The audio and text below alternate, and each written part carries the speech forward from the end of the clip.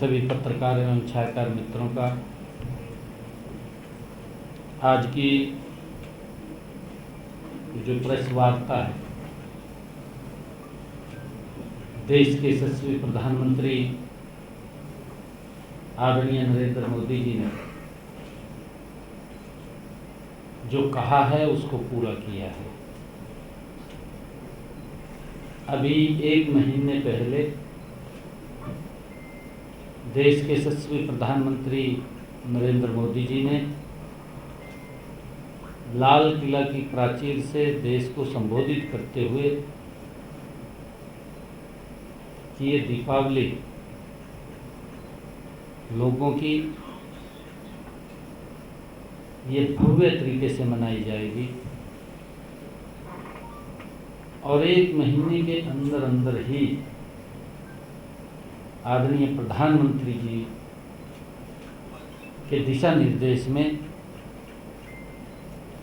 जो जीएसटी कर की स्लैब में भारी कमी की गई है,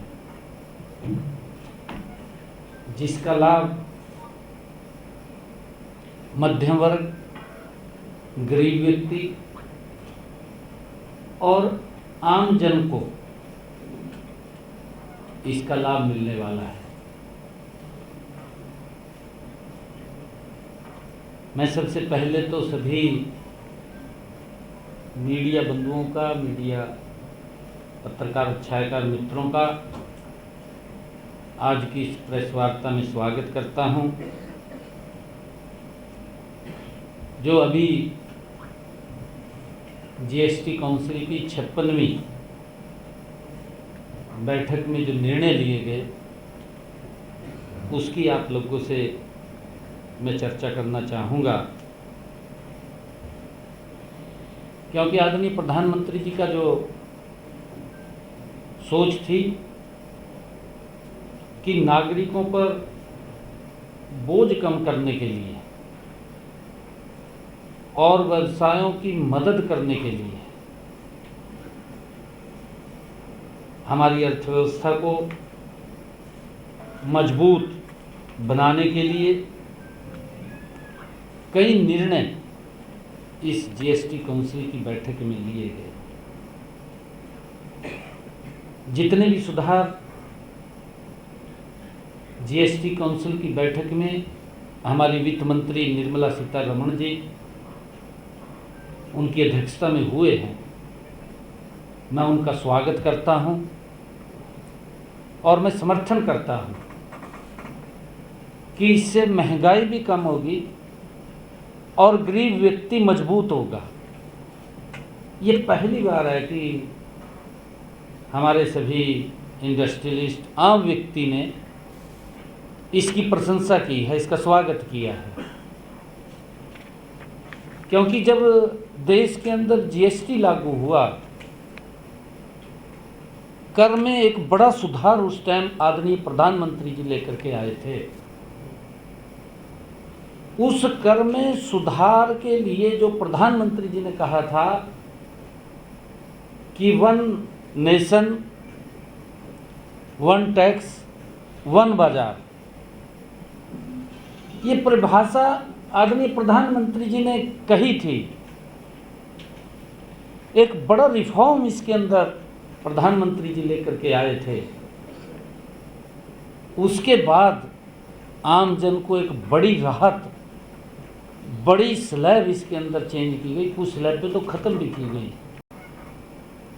इसमें 12 और 28 की जो स्लैब थी उसको ख़त्म करके मात्र 2 स्लैब ही इसमें रखी गई हैं। मुझे खुशी है कि ये सुधार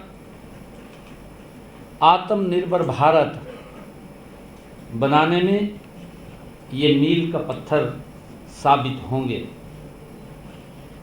और यही नहीं, देश के यशस्वी प्रधानमंत्री जी ने स्वदेशी का जो आह्वान किया है, आत्मनिर्भर भारत की परिकल्पना की है और अभी आदरणीय प्रधानमंत्री जी की जो जापान यात्रा के दौरान प्रधानमंत्री जी ने make in India for the world का विजन रखा है, उस यात्रा में उसे साकार करने में भी ये सुधार महत्वपूर्ण साबित होंगे।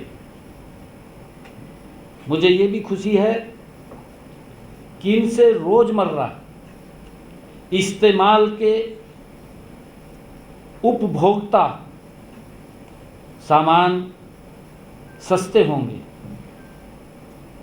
जो रोजमर्रा के लोगों के जीवन में जो सामान लेते हैं, इसलिए मध्यम वर्ग की बचत बढ़ेगी और आगामी त्योहारों के सीजन में खरीदारी से बाजार को बड़ा लाभ होगा। जीएसटी परिषद द्वारा लिए गए कुछ प्रमुख निर्णयों का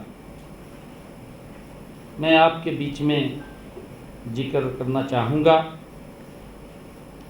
देश में जीएसटी की सिर्फ 2 ही मानक दरें रहेंगी।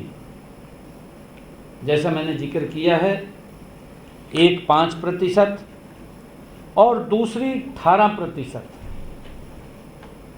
इसके अलावा अहितकारी वस्तुओं के लिए विशेष दर वो 40% रखी गई है। जो लग्जरी आइटम है, जो आम जन से बहुत दूर हैं, उसकी अलग एक विशेष दर रखी गई है।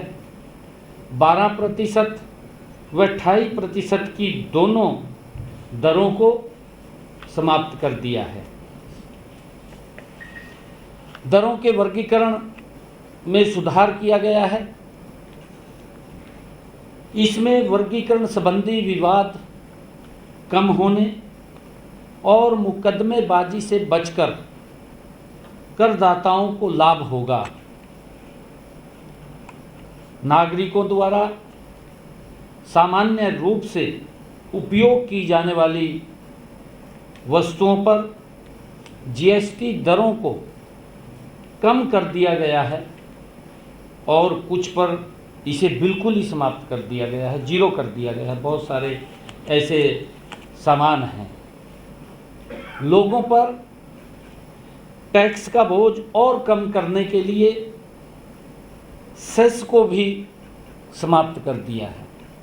इसका बड़ा लाभ आम जन को, आम व्यक्ति को मिलने वाला है। जैसे कपड़ा और उर्वरकों पर इन्वर्टेड ड्यूटी स्ट्रक्चर को हटाया गया है। इससे डीलरों के लिए पूंजी का अवरोध कम होगा। पंजीकरण प्रक्रिया को सरल बनाया गया है। इससे कम जोखिम वाले आवेदकों के लिए 3 दिनों के भीतर स्वचालित पंजीकरण हो सकेगा। इसका सरलीकरण किया गया है। सिस्टम विश्लेषण के आधार पर और एक निश्चित समय सीमा के भीतर प्रोविजनल रिफंड करना संभव हो पाएगा। ये इसका जो सरलीकरण किया है। मुझे ये बताते हुए खुशी है कि जब ये जीएसटी का सरलीकरण किया गया है, इसके दरों को में बड़ा परिवर्तन किया गया है, तो हमारा हरियाणा प्रदेश ये कृषि प्रधान राज्य है। मुझे ये बताते हुए कि जीएसटी परिषद ने वर्तमान सुधारों में कृषि और किसान दोनों का विशेष रूप से ध्यान रखा है। मैं माननीय केंद्रीय मंत्री ने हमारे अनुरोध को स्वीकार किया है, उसके ऊपर विचार करने और विशेष रूप से जो फसल अवशेष हैं उसके प्रबंधन में उपयोग होने वाले कृषि उपकरणों पर जीएसटी दरों को कम करने के